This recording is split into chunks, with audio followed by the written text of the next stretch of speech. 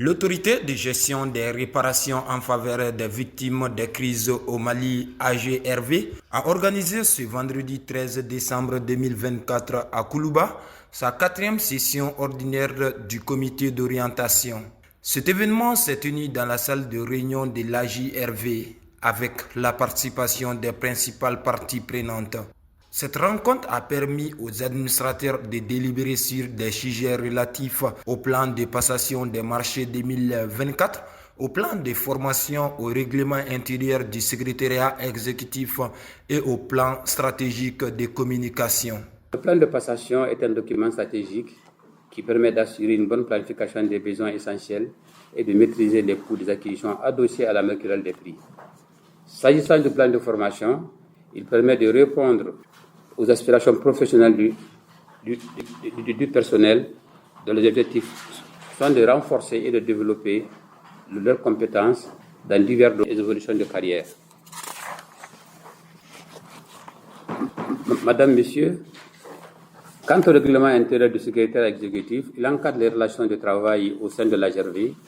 Outil de référence noble, il vise également à assurer les conditions nécessaires à la sécurité et à la santé du personnel, à déterminer leurs droits et devoirs, à encadrer les relations professionnelles et les procédures disciplinaires, et tout en clarifiant les rôles et responsabilités de chaque partie prenante. Plus qu'un document administratif, il est le socle de la bienveillance collective de tous ces agents devant bâtir un environnement professionnel productif et agréable. Madame, Messieurs, enfin, en ce qui concerne le plan stratégique de communication, il contribue à la visibilité et à la lisibilité des activités de l'AGRV en définissant de manière claire dont nous allons diffuser nos messages, structurer nos actions, déterminer les canaux à adapter pour sensibiliser tous nos publics cibles. Enfin, nul doute que la communication est un pilier pour assurer la confiance des victimes et d'autres parties prenantes dans le processus de réparation.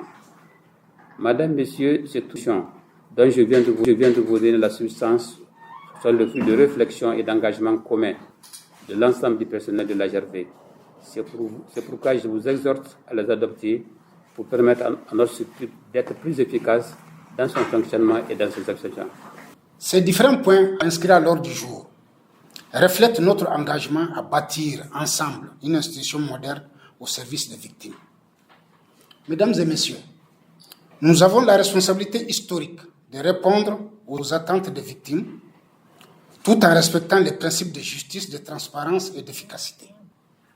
Ainsi, chers membres, je vous invite à examiner le document avec la rigueur nécessaire qui sied à donner des directives claires au secrétaire exécutif pour les améliorer davantage.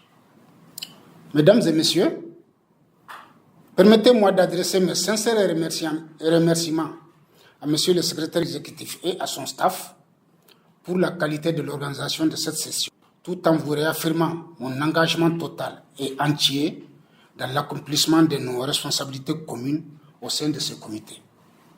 Créé pour répondre aux besoins des victimes des crises socio-politiques et sécuritaires au Mali, l'autorité de gestion des réparations en faveur des victimes des crises au Mali œuvre pour restaurer la dignité des victimes des préjugés causés lors des crises bifères.